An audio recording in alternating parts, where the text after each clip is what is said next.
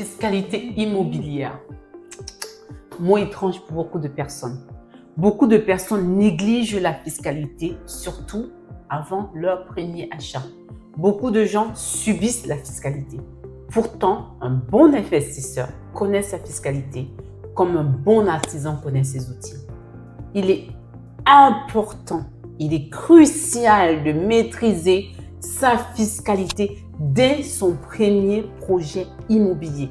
On ne peut pas se lancer en immobilier sans savoir où on va. Quel est le régime qui passe à notre profil? Est-ce du LMNP, loueur meublé non professionnel? Est-ce du LMP, loueur meublé professionnel? Est-ce qu'on veut faire un achat avec quelqu'un, un proche? Là, on peut faire une SCI à l'IR, impôt sur le revenu, ou alors une SCI à l'IS, impôt sur les sociétés, ou carrément acheter dans une SASU. Donc, il y a une pléthore de possibilités que tu dois trouver là. Donc, dans cette leçon, je t'ai mis les outils pour te permettre de définir le régime qui passe le mieux à ton investissement immobilier. Mais je te prie de prendre vraiment le temps de te poser et de déterminer en fait quelle est la fiscalité qui passe avec ton projet avant d'aller voir le banquier, avant de commencer à chercher. Ça doit faire partie de ton profil, de ton pourquoi. Parce que tout ça, ça a des avantages.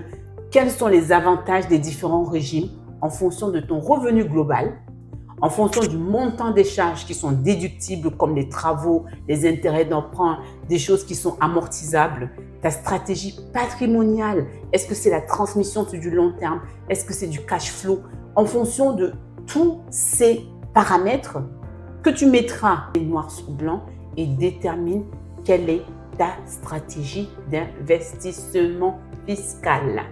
C'est important. C'est bien de payer les impôts, mais on ne peut pas travailler que pour payer les impôts. C'est bien de payer les impôts, mais on a le droit d'optimiser ces impôts. Donc, pour ne pas te retrouver à payer énormément d'impôts, ce qui n'est pas une mauvaise chose, si tu gagnes beaucoup, c'est normal que tu payes beaucoup d'impôts, mais il y a des optimisations légales que tu peux faire pour diminuer ta fiscalité. Donc, en résumé, la fiscalité ne doit pas être subie. Elle peut devenir un véritable levier si tu comprends comment la manier à ton avantage. On va voir ensemble comment faire le bon choix fiscal avec les documents que j'ai mis dans la formation pour optimiser ton investissement. Et si tu veux aller plus loin, si tu hésites, contacte-moi et je t'accompagnerai pour vraiment évaluer ta fiscalité. J'ai un accompagnement spécialement dédié à ça où je regarde avec toi en fonction de ton profil quelle est la fiscalité qui passerait la mieux à ton projet immobilier. Donc, n'hésite pas. Que ce soit avec moi, que ce soit tout seul, que ce soit avec quelqu'un d'autre, avec un comptable, avec un expert, fais-le. C'est déterminant pour la rentabilité de ton projet. Il est vraiment crucial que tu t'y penches, que tu prennes une décision par rapport à ta fiscalité que tu voudrais adopter pour ce projet immobilier parce qu'elle peut changer. Tu peux acheter un premier bien en LMNP et un second bien en SCI à l'IR et un autre bien à l'SCI à l'IS. Et après, tu peux créer une holding pour pouvoir optimiser encore mieux ta fiscalité. Il y a tellement de possibilités. Mais pour un premier bien, généralement, quand on a un CDI, on commence par le régime LMNP, loueur meublé non professionnel.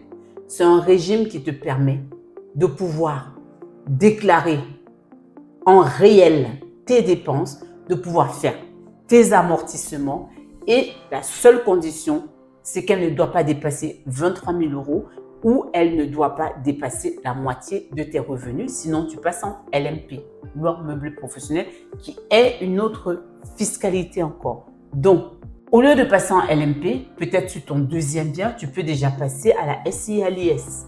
Ça dépend vraiment de ton profil et du projet. Parce que le premier projet, tu peux le faire en LMNP et le deuxième, déjà, il ne passe plus en LMNP, il faut le faire en SCI. Donc, ça dépend vraiment de la finalité, ça dépend de ton profil, ça dépend de ton mode de financement. Par exemple, si tu travailles en Suisse et que tu veux acheter avec ton deuxième pilier, tu ne pourras pas acheter dans une société, tu seras obligé d'acheter en nom propre. Donc, c'est vraiment variable en fonction de ton profil. Je t'aide, je t'accompagne. Si tu as besoin, n'hésite pas de me contacter afin qu'on puisse faire ensemble un débriefing de ton profil et voir la fiscalité qui est la plus adaptée à ton achat immobilier pour qu'elle ne devienne pas un gouffre financier, mais plutôt un levier d'enrichissement.